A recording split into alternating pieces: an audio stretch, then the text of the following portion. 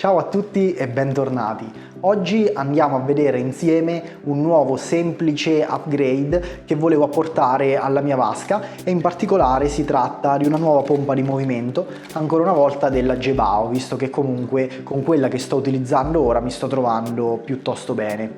In realtà ho voluto acquistare una nuova pompa di movimento non perché volessi sostituire quella che sto utilizzando ora, ma piuttosto perché volevo affiancarle in modo tale da aumentare e migliorare la distribuzione del flusso su tutti i livelli della colonna d'acqua, evitando così le zone d'ombra dove il flusso non è sufficiente. Andiamo subito a fare un rapido unboxing, se così vogliamo chiamarlo, perché comunque ho acquistato anche questa su AliExpress e in generale quando acquistiamo su AliExpress quello a cui puntiamo è il massimo risparmio possibile, quindi non possiamo dare troppa importanza alla confezione, che è una tristissima scatola di polistirolo, come neanche alle rifiniture in generale.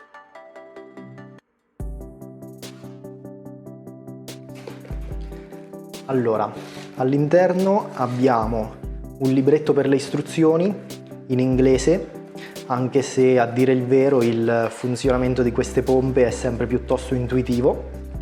Poi abbiamo il controller, che è molto simile a quello che sto utilizzando adesso nell'altra pompa.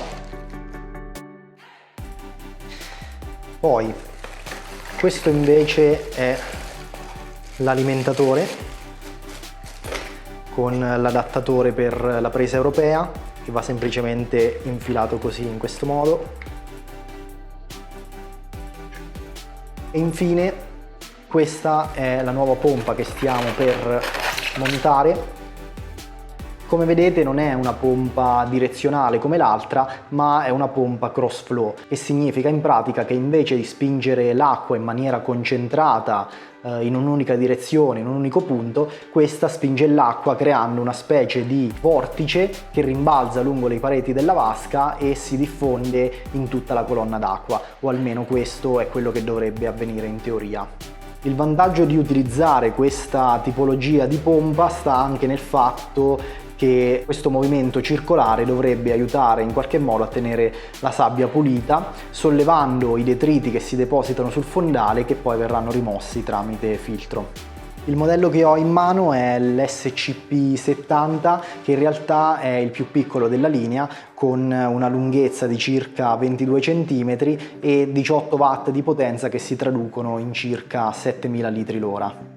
In realtà avevo voluto comprare questa pompa da 22 cm semplicemente perché la mia idea iniziale era quella di utilizzare questa pompa in maniera poco convenzionale. Questo perché volevo posizionarla in questo punto verticalmente, in modo tale da creare una specie di corrente tra la rocciata e il vetro che andasse a girare appunto intorno alla rocciata e migliorasse il flusso nella parte centrale della vasca. Però in realtà non sono più così convinto di volerla montare verticalmente e in questi giorni ho pensato di utilizzare piuttosto un altro sistema che sfruttasse sempre in qualche modo i punti di forza di entrambe le pompe. Quindi credo che utilizzerò la pompa direzionale per smuovere al meglio la superficie dell'acqua e poi utilizzerò questa pompa cross flow per migliorare il flusso nella parte bassa della vasca e che quindi posizionerò nella parte posteriore più o meno a questa altezza. In realtà stavo proprio notando in questi giorni che la pompa direzionale, orientata verso la superficie in questo modo,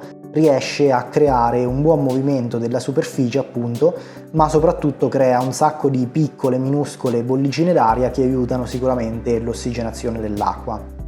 Quindi sono piuttosto confidente che questa configurazione dovrebbe andare bene, soprattutto considerando che adesso sto utilizzando la pompa a circa metà della potenza massima.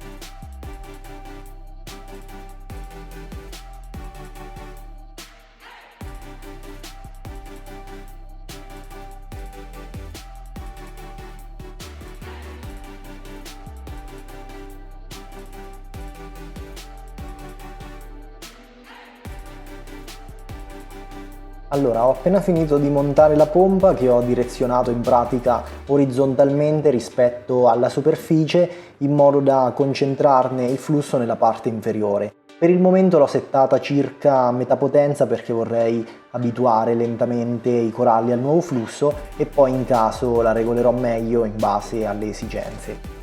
Come vedete c'è già un po' di sporcizia in giro per la vasca che è stata sollevata principalmente dalla sabbia e dalle rocce, e questo significa che in qualche modo la pompa sta funzionando a smuovere meglio appunto la parte bassa della vasca. Visto che ci siamo, volevo darvi un aggiornamento al volo sui coralli, perché nelle ultime 2 settimane ho notato una crescita maggiore del solito e in generale vedo tutti i coralli più distesi e più grandi. In realtà non saprei dire se dipende dal fatto che ho aumentato un pochino l'intensità dei bianchi o dal mangime per coralli che sto utilizzando, o più probabilmente da una combinazione dei due. Però devo dire che sono contento di come stanno crescendo ultimamente, anche se vorrei migliorare ulteriormente la crescita e quindi a breve potrei anche investire in una lampada più potente, però comunque di questo ne parleremo in futuro. Detto questo, io vi saluto, spero che il video vi sia piaciuto e noi ci vediamo prestissimo. Ciao!